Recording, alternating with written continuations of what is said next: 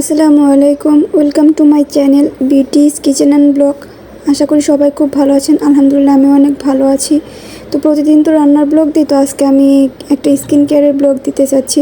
তো দেখুন, যারা ঘরোয়াভাবে স্ক্রাব তৈরি করতে চান তারা এটি ব্যবহার করতে পারেন। একবার এই রাইস স্ক্রাবটা ব্যবহার করলে আপনারা কখনো আর কেমিক্যালযুক্ত স্ক্রাব কখনো ব্যবহার করতে চাইবেনই না। টাকা দিয়ে এরকম কেমিক্যালযুক্ত স্কিন কসমেটিক্স ব্যবহার করে স্কিন ড্যামেজ করার তো কোনো মানেই হয় না। তো দেখুন, এটা আমরা হচ্ছে গিয়ে দুটি উপকরণ দিয়ে তৈরি করতে পারবো, ফেলে দেওয়া দুইটি উপকরণ। তো দেখুন, এটা আমি কীভাবে তৈরি করতেছি। আমার যা যা লাগবে তা হচ্ছে চালের গুঁড়া আর ফেলে দেওয়া ভাতের মাড়। অনেকে আমরা ভাতের মাঠটা ফেলি না, তো ভাতটা যখন হয়ে আসবে তখন মাঠটা এরকম আঠা আঠা হয়ে আসে, তখন ওইখান থেকে আমরা 2 চামচ বা 3 চামচ মাঠটা উঠে রাখলে আমরা এটা ব্যবহার করতে পারি। তো ভাতের মাড় আমাদের শরীরের জন্য, স্কিনের জন্য অনেক উপকারী একটি জিনিস।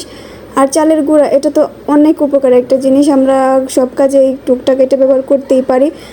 আর এই স্ক্রাবটা আমরা শরীরে যে কোনো স্থানে ব্যবহার করতে পারবো। কালো ছোপ ছোপ দাগ, অ্যালার্জির যে দাগগুলো আছে, বয়সের ছাপ, এগুলা কমিয়ে আনে চালের এইটা রাইস স্ক্রাবগুলা।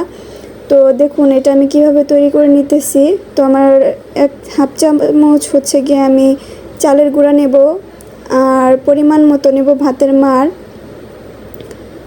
এটা একদম ঘনও হবে না, পাতলাও হবে না, মিডিয়াম টাইপের একটা ব্যাটার হবে আর কি। তো হাতে নিলে দেখা যাবে যে এটা আমরা আস্তে আস্তে যখন করব তখন এটা যেন হাতে একদম পড়ে না যায়। তো এটা এমনভাবে তৈরি করব। তো এটা দেখুন আমি আস্তে আস্তে তৈরি করে নিতেছি।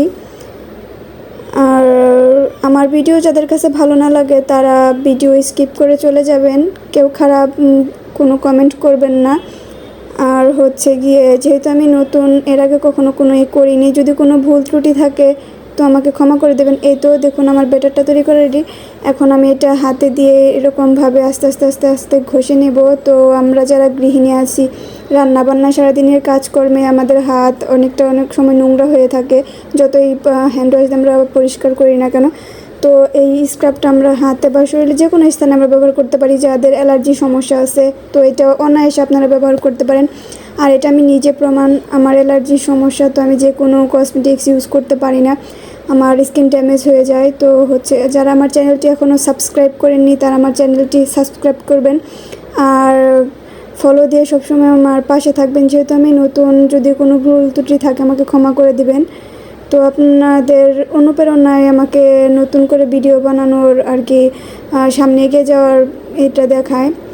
তো আপনারা আমার চ্যানেলটি একটি লাইক করবেন, শেয়ার করবেন, কমেন্ট করবেন, আর সবার কাছে আমার ভিডিওটি পৌঁছে দেওয়ার জন্য অনুরোধ রইল আপনাদের কাছে। তো এই তো দেখুন, এটা আমি আস্তে আস্তে আস্তে ঘষে নেব। এটা আপনার শরীরের যে কোনো স্থানে ব্যবহার করতে পারেন। তো দেখুন, এটা আমি 10 মিনিট পরে এরকম ঘষে আমি হচ্ছে গিয়ে হাতটা ধুয়ে আনবো একটু পরে। তো দেখুন, এটা এরকম একটি হয়ে গেছে। খুব দেখুন আমার হাতে থেকে কি পরিমাণ ময়লা বের হয়েছে। এটা অনেক উপকার একটা জিনিস। আর অ্যালার্জি যাদের আছে তাদের জন্য তো কোনো কথাই নাই, আপনারা ডান বাম না দেখে ব্যবহার করতে পারেন। তো এই তো দেখুন, হাত ধোয়ার পর আপনারা নিজেরাই দেখতে পারতেছেন যে কী পরিমাণ হাতটা গ্লো করতেছে। এই তো আমি সপ্তাহে 3 দিন কি 4 দিন এটা আমি নিজে ব্যবহার করি। আর সবাইকে ধন্যবাদ ভিডিওটি দেখার জন্য। যদি